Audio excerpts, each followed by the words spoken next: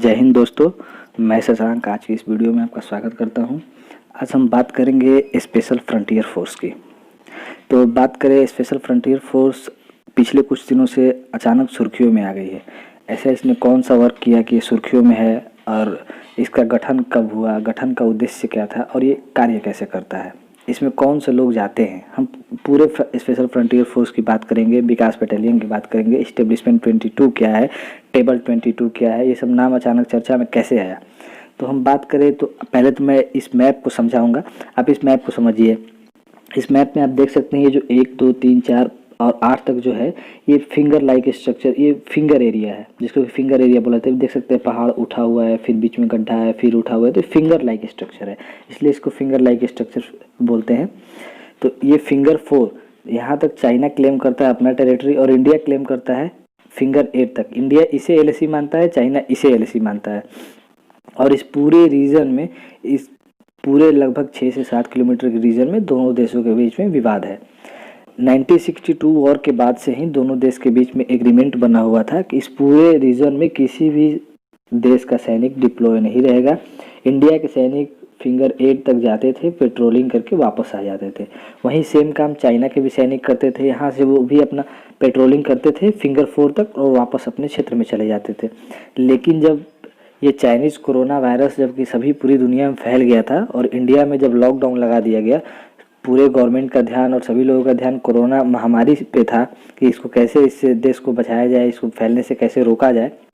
उस बीच चाइना ने इस पूरे दुनिया का कोरोना वायरस से पूरे दुनिया का ध्यान कोरोना वायरस से हटाने के लिए इस पूरे रीजन में अवैध कब्जा कर लिया और इस पूरे रीजन में अपने सैनिकों को डिप्लॉय कर दिया।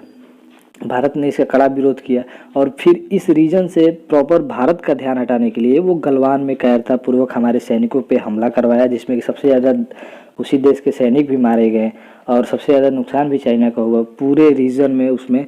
और ऐसे इस रीजन से ध्यान हटाने के लिए पूरे लगभग 3 से 4 जगह पे उसने अवैध कब्जा भारत में घुस के किया, क्योंकि ये पठारी एरिया है और यहाँ पे 24 घंटे सैनिक पूरा वो जैसे हाथ पकड़ के नहीं एक दूसरे खड़े रहते हैं और ना ही यहाँ पे तार का बाउंडेशन है कि भाई बाउंड्री है, इसको क्रॉस करके कोई नहीं आ सकता। ये पूरा खुला क्षेत्र है, ये पूरा क्षेत्र खुला है लेह लद्दाख तक पूरा। और इस पूरे रीजन में कब्जा करने के बाद वो ये जो ब्लैक टॉप पहाड़ियाँ है, आप इस मैप में देख सकते हैं, ये जो ब्लैक टॉप पहाड़ी है इस क्षेत्र का सबसे ऊंचा रीजन है, सबसे ऊंचा हाईली हिली एरिया क्षेत्र है।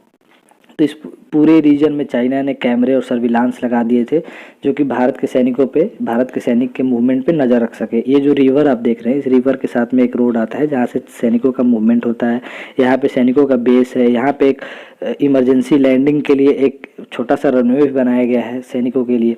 तो इस पूरे रीजन पे नज़र रखने के लिए वो यहाँ पे अब अपने एयर डिफेंस मिसाइल सिस्टम भी तैनात करने के चक्कर में था।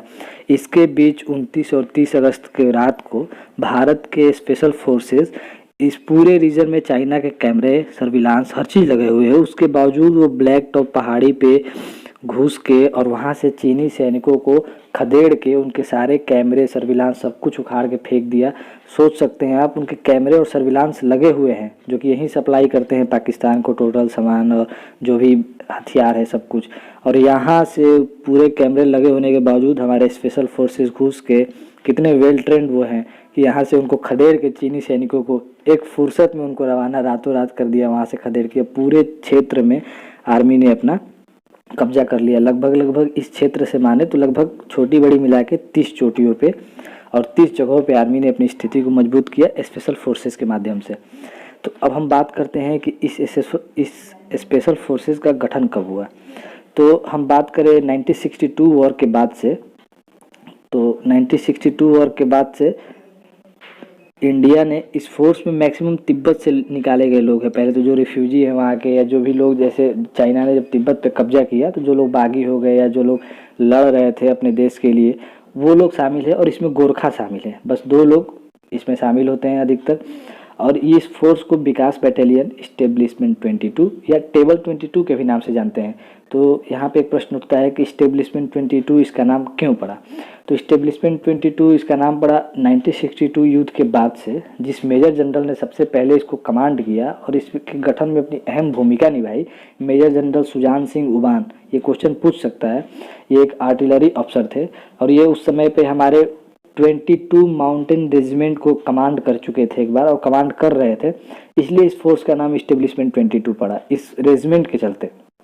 तो बात करें तो मेजर जनरल सुजान सिंह उबान के चलते इस फोर्स को इस्टेब्लिशमेंट 22 के भी नाम से जाना जाता है। ये मेजर जनरल उबान और उनके कुछ साथी हैं, जो कि 1962 वार का फोटो है। हालांकि इसका जानकारी बहुत ज़्यादा मीडिया में नहीं आती है, क्योंकि जो हमारे स्पेशल फोर्सेज है, पहले तो इनका हेड क्वार्टर चक्राता, उत्तराखंड में एक प्लेस है, चक्राता में है।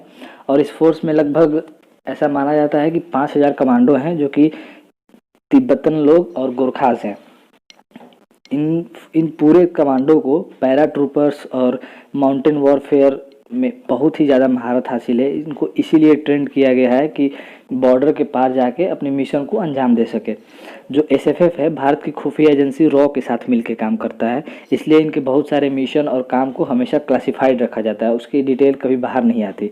और बिना और नेम और फेम के ये काम करते हैं। ये ऐसे हमारे देश के हीरो हैं जो कि बिना नेम और फेम के काम करते हैं। आर्मी के बारे में लोग जानते भी हैं, लोग शहीद होते हैं तो उनके बारे में जानते हैं, इनके बारे में कोई नहीं जान पाता। एसएफएफ भारत के आर्मी का हिस्सा नहीं है, ये एक महत्वपूर्ण प्रश्न है। एसएफएफ इंडिया के आर्मी को रैंक स्ट्रक्चर को फॉलो तो करता है, बट इंडिया के आर्मी का हिस्सा नहीं है वो।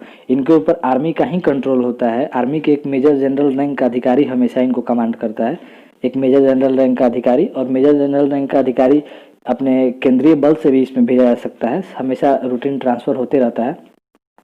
और एसएफएफ हमेशा कैबिनेट सेक्रेटरीट के माध्यम से सीधा पीएमओ को रिपोर्ट करता है, इसलिए इसके बहुत सारे मिशन और काम को बहुत बड़े बड़े अफसर या डिफेंस मिनिस्ट्री को भी पता नहीं रहती है, क्योंकि ये सीधा पीएमओ को रिपोर्ट करता है। और हम बात करें तो इसका जब गठन जब 70 के दशक से पहले अमेरिका और भारत का संबंध बहुत ज़्यादा अच्छा हुआ करता था, उस समय चाइना को काउंटर करने के लिए भारत और अमेरिका ने कुछ प्लान के तहत कुछ एग्रीमेंट भी साइन कर रखे थे कि हम तिब्बतन लोगों को, जो कि तिब्बत के लोग हैं, चाइना को काउंटर करने के लिए तिब्बत के लोगों को हम हथियार मुहैया कराएंगे, उनको इतना ट्रेनिंग देंगे कि वो अपने देश के लिए चाइना के खिलाफ खड़े हो सके। और इस एग्रीमेंट के तहत CIA, जो कि अमेरिका की खुफिया एजेंसी है, उनके ट्रेनिंग सेंटर में और भी उनके जो आर्मी के बेसेस हैं वहाँ पे ट्रेनिंग सेंटर में, भारत के ट्रेनिंग सेंटर में और भी कई सारे देशों में, दोनों देश के सैनिक और ये एसएफएफ कमांडो जाके और वहाँ पे ट्रेनिंग लेते थे। और 70 के दशक के बाद से जब अमेरिका का भारत के साथ रिश्ता थोड़ा सा कम हुआ और चाइना की तरफ झुकाव हुआ, उसके बाद से अमेरिका ने इस एग्रीमेंट को भी तोड़ दिया था। लेकिन हम इतने ज़्यादा वेल ट्रेंड हो गए थे कि अपने सैनिकों को खुद से उस लेवल का ट्रेनिंग दे सकते थे, और उसके बाद से आज तक हम देते आ रहे हैं। और इसने इस बात को साबित भी किया है कि इस पूरे रीजन में चाइना का कैमरा भी लगा हुआ है, हर चीज़ लगा हुआ है, ये आप देख सकते हैं। उसके बावजूद हमारे स्पेशल फोर्स उस पूरे रीजन में घुस के और इस पूरे पहाड़ी पे कब्जा कर लेते हैं। ये कोई आसान काम नहीं है कि कैमरा और सर्विलांस लगने के बावजूद हम जाके वहाँ से सैनिकों को खदेड़ सकते हैं, जो कि पहले सबसे ऊंची जगह पे बैठे थे, जो कि हम देख सकते हैं कि ऊंचाई का कितना फ़ायदा होता है, जो कि कारगिल वॉर में देखने को मिला कि हमारे दुश्मन देश के सैनिक और आतंकवादी सबसे ऊपर पहाड़ियों पे, सबसे ऊंची चोटियों पे कब्जा करके बैठे थे। इसके चलते उनको वहाँ से हटाने में सैनिकों के बहुत सारे सैनिक हमारी वीरगति को भी प्राप्त हुए, शहीद हुए, और कितना मेहनत का काम लगा और कितना लंबा टाइम वो चला गया। नहीं तो वो कुछ ज़्यादा बड़ा इशू नहीं था, केवल ऊंचाई के चलते इतना दुश्मन देशों को फ़ायदा मिला। तो इस ऊंचाई का यहाँ पे पूरे रीजन में महत्व है। इस महत्व को आप इस बात से समझ सकते हैं कि अभी जो रसिया में मीटिंग चल रही है पूरे एशियन पैसिफिक कंट्री की, तो इसमें चाइना के डिफेंस मिनिस्ट्री ने खुद ये कहा है कि हम इंडिया के डिफेंस मिनिस्टर से एक मीटिंग करना चाहते हैं। इस पूरे रीजन में भारत ने अपने स्थिति को बहुत ज़्यादा स्ट्रॉन्ग कर लिया है। अब हम बात करें तो ये एक फ़ोटो आप देख सकते हैं, जो कि ये बहुत सारे अभी तक वॉर और काउंटर इंसर्जेंसी ऑपरेशन में अपनी अहम भूमिका निभा चुके हैं। एसएफएफ के कमांडो, स्पेशल फ्रंटियर फोर्स या विकास बटालियन को, ये अभी तक operation eagle, operation cactus, operation Meghdoot या 1970 वार जो कि बांग्लादेश को आज़ाद कराया गया था, या कारगिल वार में भी स्पेशल भूमिका निभा चुके हैं। और ये सबसे पहले चर्चा में आए थे जब ये दलाई लामा को तिब्बत से भगा के भारत में लाए थे, जो कि भारत ने दलाई लामा को शरण दे रखा है। वो हिमाचल प्रदेश के धर्मशाला में रहते हैं, तो उनको सबसे पहले दलाई लामा को तिब्बत से भगा के लाने में इसी फोर्स ने अपनी अहम भूमिका निभाई थी। तो अब हम बात करें तो आप इस बात से केवल समझ सकते हैं, ये इस फोर्स का लोगो है और ये अभी इंडिया और चाइना के बीच में ये फोर्स आ चुकी है। फिलहाल इसको डिप्लॉय कर दिया गया है।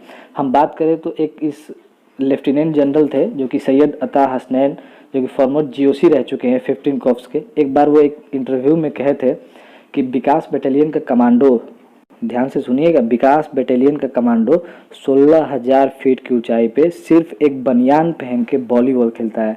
आप इस बात से अनुमान लगा सकते हैं कि भारत के सैनिक कितने वेल ट्रेंड हैं और कितने अपने आप को उस हैबिट, उस पूरे रीजन में, उस पूरे क्षेत्र में जो कि उतने बर्फीला और ठंडा प्रदेश है, उस पूरे प्रदेश में अपने आप को ट्रेंड कर चुके हैं कि 16,000 फीट की ऊंचाई पे भी न उनको ठंड की परवाह है, न किसी चीज़ की परवाह है, और वो बिंदास एकदम रहते हैं।